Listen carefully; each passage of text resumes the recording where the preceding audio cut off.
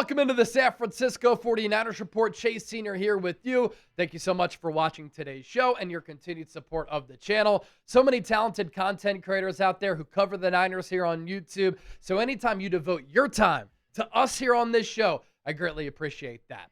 Coming up, will the Niners trade Mac Jones this offseason? New report from ESPN and some more thoughts on this topic because it's really starting to garner a lot of steam. And if the Niners do trade Mac Jones, should San Francisco sign the recently benched Tua Tagovailoa to be the new reclamation project for head coach Kyle Shanahan? Naturally, let's start here and pop up today's poll question. This will also be the pinned comment of today's show. So scroll on down and let your voices be heard. Treat it like a sports talk radio call-in line. What round pick would you want if the Niners traded Mac Jones? Second round pick, first round pick. Share your thoughts with me. This is your opportunity to be the Niners general manager. And let's begin by talking about Mac Jones here. I'm telling you right now, ladies and gentlemen, the Mac Jones trade buzz and rumors will be a major story this upcoming offseason. Mac proved that he can be a legitimate starter in this league with what he did in the 8 starts under Kyle Shanahan with the Niners this year in helping to keep this team afloat, keep their playoff hopes alive, and keep them in the thick of the race in the NFC. Mac Jones resurrected and revived his career with how well he played this season for San Francisco. And it was really a joy to watch him. And so when you think about the player in Mac and the trade value that he might have, we saw first-round pick talent this year. We saw why the Patriots took him in that first round coming out of Alabama, where he put together one of the best seasons in recent memory for any college football quarterback en route to winning a national championship under Nick Saban. And his stock had clearly plummeted with New England and with Jacksonville. New England sent him away. They didn't want him. And then the Jags signed C.J. Beathard to be the backup over Mac Jones.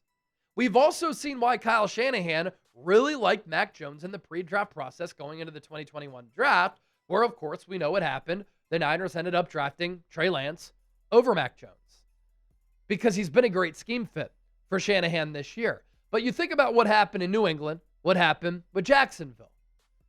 At one point, after Mac Jones was a Pro Bowler as a rookie, Matt Patricia, the defensive coordinator for Ohio State, former defensive head coach for the Detroit Lions, former defensive coordinator for the New England Patriots, was Mac Jones's offensive coordinator. This is when Bill Belichick was lost without Tom Brady and starting to lose his marbles before dating Jordan Hudson. Then he goes to Jacksonville, gets traded there, and it was a dead duck regime. With Doug Peterson and Trent Baalke, he steps in for Trevor Lawrence, and he didn't play well for the Jags either. But then he pairs up with Kyle Shanahan, and he looked like a legitimate starting quarterback in this league. Strong arm, tough, can take hits back there, big-bodied. And some people might say, he doesn't have a strong arm. He didn't throw the deep ball. His number one wide receiver when he was playing was Kendrick Bourne. Kendrick Bourne is not a burner. Mac Jones found success and played really good football without George Kittle for most of his starting stint and without a legitimate speed option at the wide receiver spot with an offensive line that is just average. I also look at Mac Jones and say, with how he's played, he's proved that he can be a franchise quarterback, with how he carries himself, and how he's kind of rehabbed his image, how coaches think about him, how his teammates think about him, and the moxie and swagger that he has, that a team would like to bring him in from a personality standpoint.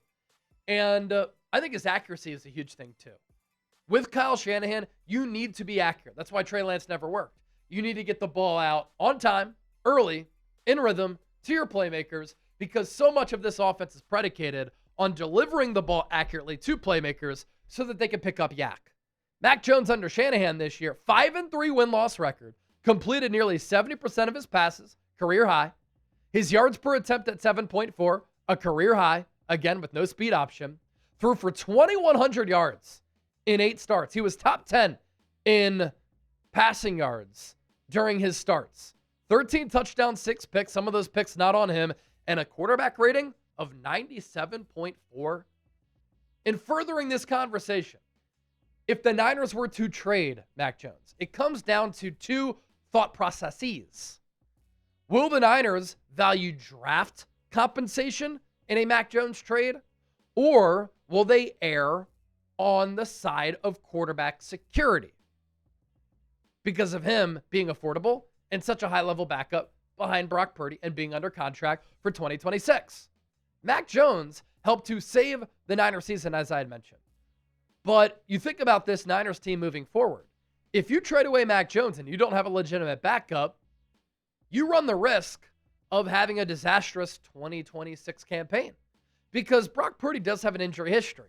Hurt his elbow in 2022, played all of 2023, was banged up in 2024, banged up in 2025. And quarterback security is huge.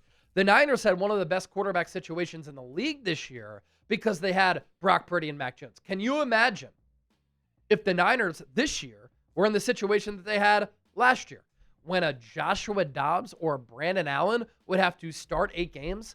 The Niners legitimately, with those players, may have won 2 games max. With Mac Jones, they won 5.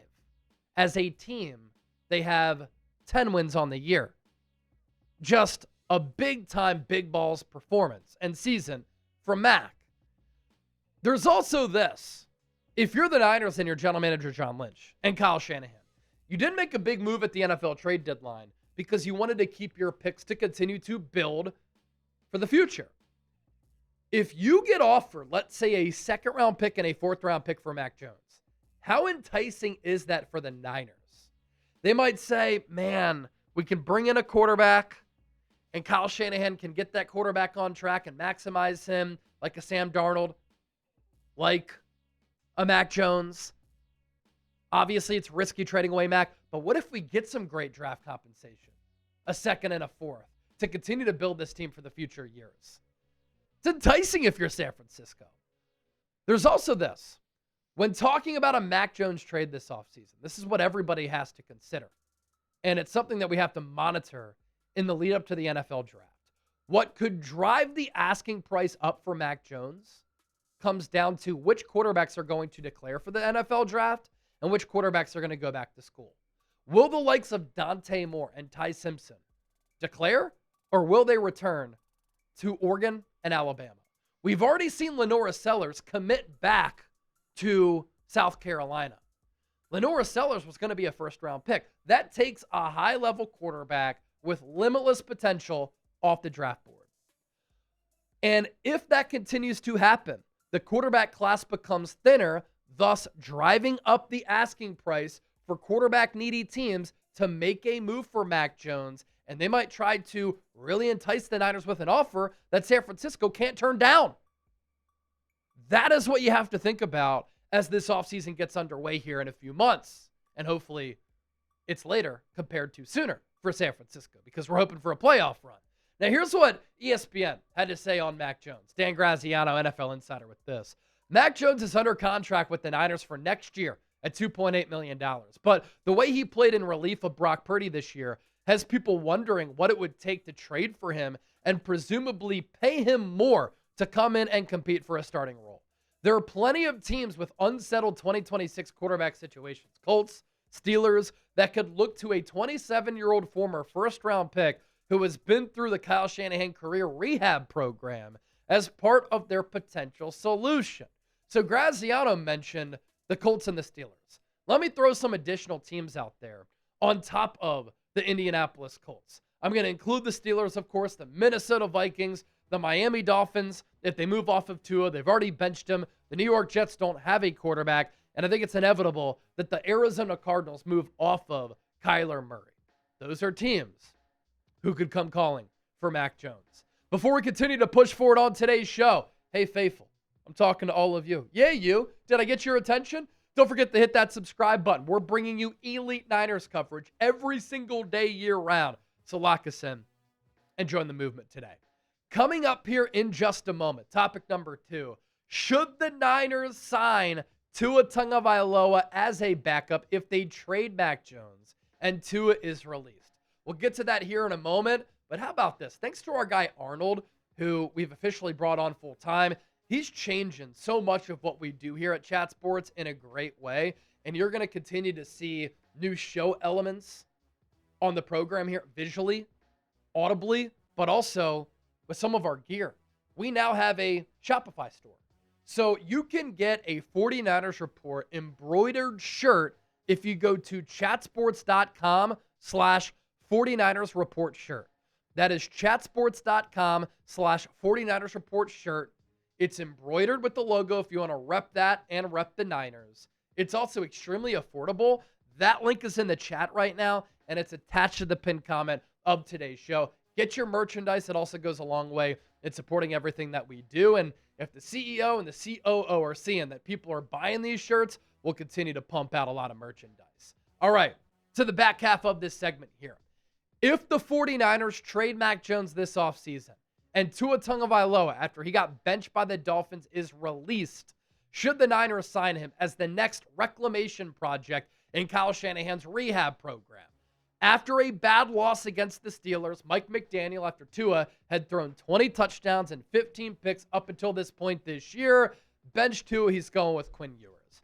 I think this all but wraps up Tua's time with the Miami Dolphins. Now, it's tricky for the Dolphins because of the money at play.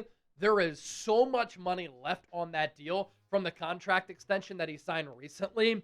And in 2026, just in 2026, Tua has a dead cap hit of $56.4 million. But I think the Dolphins are going to cut bait because there's no sense in keeping him around as the backup quarterback. It would be a distraction. Usher in a new era of Dolphins football. And it seems like Mike McDaniel can't take it any longer. Assuming the Dolphins let go of Tua, should the Niners bring in Tua as a backup? It's a fascinating conversation to have. My thoughts on Tua Tagovailoa, I do think that he could be a scheme fit for Kyle Shanahan's offense. Mac Jones played at Alabama under Nick Saban. Tua Tagovailoa played at Alabama under Nick Saban. And Kyle Shanahan loves quarterbacks who can play point guard and distribute the football from the quarterback position. Tua has shown that he can do that at a high level. He has also, in his career, been a high completion percentage guy. Kyle Shanahan will go insane if his quarterback can't complete passes. This is why he got rid of Trey Lance. Tua, to his credit, has had good production for stretches. He is awful in the cold, but when you play in the Bay Area, oftentimes you don't have to deal with cold temperatures. And in the NFC West, the only place you have to go with a cold climate, Seattle. It is enticing to think about Tua as a Shanahan reclamation project. But I will say, I don't think I would go this route because the health stuff scares me. I'd rather take a chance on another player as a rehab project for Kyle Shanahan this offseason if they were to trade away Mac Jones. I've just never really been a Tua guy. These were my thoughts at Alabama. Wasn't that mobile, not that big, doesn't have a strong arm. And when you're that limited, you have to at least make really good decisions with the ball. Tua now is not doing that. 20 touchdowns, 15 picks. He's had all these concussions, and I worry that another concussion would obviously put him in a precarious spot from a health standpoint. And I just don't see Tua coming to the Niners and being able to find success. I know that he played under Mike McDaniel, and obviously Mike McDaniel is a Kyle Shanahan protege. I just think there are better options out there. There's also this. Shanahan has never coached a left-handed quarterback. It is different. With where you want to go with the ball, the spin of the ball for receivers, it's completely different. The ball tails a different direction, and so you'd have to make alterations there. Shanahan has always had right-handed quarterbacks. It would, though, be a hell of a story watching Shanahan with Tua if he were to get him right. Of course, it would come down to Tua getting released by Miami, as I said, and the Niners, if they make this move, would have to sign him for pennies. We're talking about a very short-term deal worth very little money, like the one that Mac Jones signed to get his career on track when he sacrificed financially.